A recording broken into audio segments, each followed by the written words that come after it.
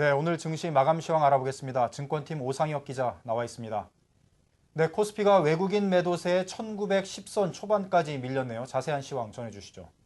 그렇습니다. 글로벌 증시가 그리스라는 산을 넘어섰지만 재차 불거진 미국의 재정절벽 우려가 여전히 투자 심리를 억누르고 있습니다.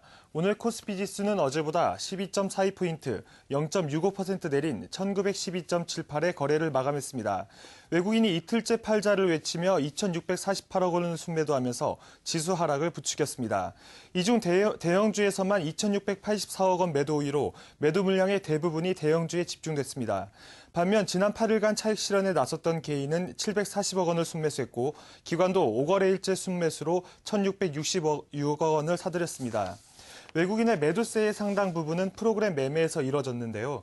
프로그램 비차익 거래는 1,672억 원 매도 우위로 이 가운데 외국인의 순매도 규모가 1,627억 원으로 대부분을 차지했습니다. 업종별로는 철강금속 업종이 2% 넘게 빠진 것을 비롯해 기계와 운수창고 업종도 1%대 하락세를 기록했습니다. 시가총액 상위 20위권 내 전 종목이 일제히 내린 가운데 포스코가 2% 넘게 빠지며 시가총액 순위 4위로 밀려났습니다. 개별 종목별로는 특수차량 제조업체인 평화산업이 대선 관련 이슈에 주목받으며 상한가를 기록했습니다. 네, 오늘 소폭 상승 출발한 코스닥은 장중에 등락을 거듭하다 결국 강보합으로 마감했네요. 자세한 코스닥 시황도 짚어주시죠. 네, 장중 보합권에서 등락을 거듭하던 코스닥은 개인의 매수세에 힘입어 간신히 상승세를 지켜냈습니다. 오늘 코스닥 지수는 어제보다 0.85포인트, 0.17% 오른 494.48의 장을 마쳤습니다. 외국인과 기관이 동반 매도에 나서며 각각 50억 원, 204억 원의 물량을 시장에 쏟아냈지만 개인이 235억 원 사들이며 지수 하락을 방어했습니다. 시가총액 상위 종목 중에서는 GS홈쇼핑이 2%대의 상승으로 견조한 흐름을 유지했고 CJ 오쇼핑과 서울반도체, 다음 등도 소폭 상승 마감했습니다. 개별 종목별로는 파라다이스가 4분기 실적 저하 우려에 외국인 매도세가 이어지며 5% 넘게 급락했습니다. 특히 오늘 코스닥 시장에서는 대선 운동이 본격화되면서 소셜 네트워크 서비스 관련주들이 동반 강세를 보였는데요. 이로운과 오늘과 내일이 상한가를 기록했고 가비아, KINX, 터보테크 등도 1에서 7%대 올랐습니다.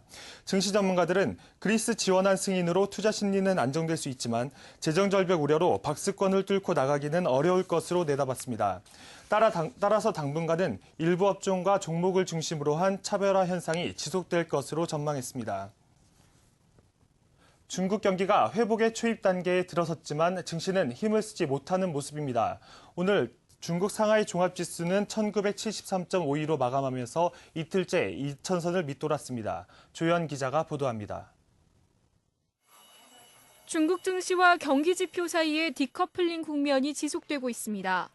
최근 발표된 중국의 경기 지표들은 HSBC 제조업 지수를 비롯해 생산과 투자, 소비 등 전 분야에 걸쳐 회복세가 시작됐음을 나타냈습니다. 하지만 중국 증시는 줄곧 내리막길을 걸었습니다. 27일 중국 상하이 종합지수는 글로벌 경기 침체 이후 3년 10개월 만에 처음으로 2,000선을 밑돌았고 선전지수도 4년여 만에 8,000선이 무너졌습니다. 상하이 종합지수는 올해 들어 무려 9.5% 하락하며 세계 주요 증시 중 가장 큰 낙폭을 기록했습니다. 지표 호전에도 거듭되는 주가 하락의 주된 원인으로 전문가들은 불투명한 새 정부의 경제 정책을 꼽았습니다. 실제로 신임 총리가 될 리커창 현 부총리는 지난 21일 중국은 앞으로 일방적인 GDP 성장을 추구하지 않겠다며 오는 2020년까지 연간 7% 성장만 이어가도 충분하다고 밝힌 것으로 알려졌습니다.